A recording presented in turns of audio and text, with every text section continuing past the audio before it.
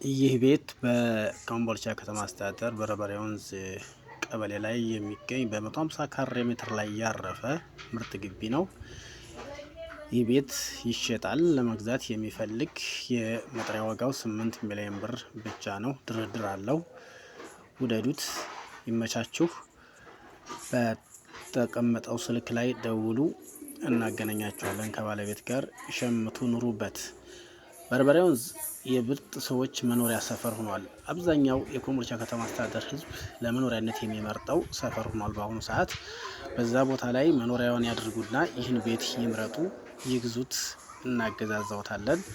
በተረፈ መልካም ግዥ ይሁንልዎት። ይህ ቤት ሊያመልጦት አይገባም። ለእንደሱ አይነት ሰው የሚገባ ቤት ብለን አየር ላይ አውለነዋል። ከላይ ባለው ስልክ ይደውሉልን።